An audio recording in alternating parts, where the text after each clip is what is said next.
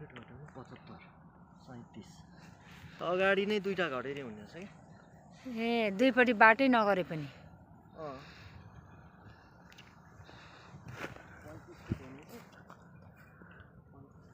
60 fit त आउँछ मुख त 70 फिट आउने ए धेरै मुख आयो नि राम्रो हुँदैन नि त घर 70 फिट त हामी 60 फिट भन्दा त नलिने उसले जग्गा बिगारेर त दि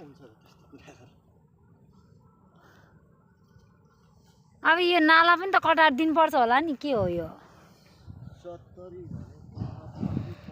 75 37 आयो भने उताबाट 30 ठिक हुन्छ त हो उताबाट 37 उताबाट घर चाहिँ दुईटा राम्रो बन्ने तरिकाले लिने भनेको 27 30 दिनमा 60 भइदिए भए चाहिँ ठिक्क हुन्थ्यो होला फेरि दुईतिरको बाटो काट्दाखेरि अब भित्र कति फिटे बाटो राख्छ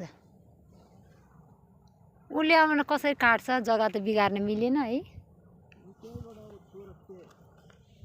20 फिट बाटो राख्यो भने 35 फिट आउँछ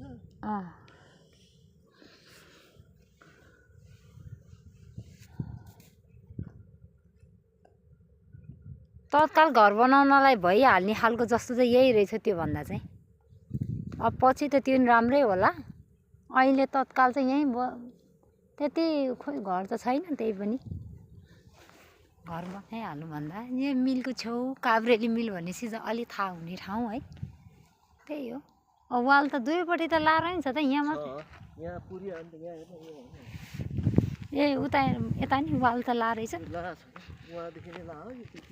त्यो मिलकै के ल्याएर यो उनीहरूकै जग्गा रहेछ क्यारे यसरी फोहोर फाल्न त नदिनु पर्ने नि नभए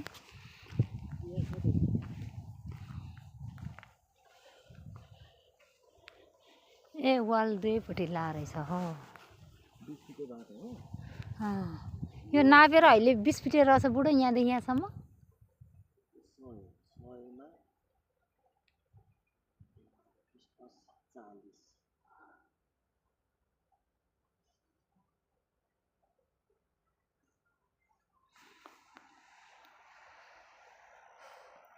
अब यहाँबाट सबै अहिले काठमाडौँबाट आउने जतिलाई यहीँबाट दिने होइन त्यही पछाडि पछाडि पुग्नु सबै सबलाई पूर्जा चाहिएको छ भन्दै थिएँ नभन्दै पूर्जै बान्यो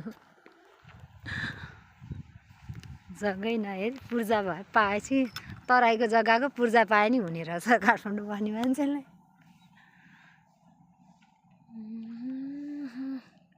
यो 60 करोडको मिल भन्छ होला त 60 करोड 50 करोडको मिल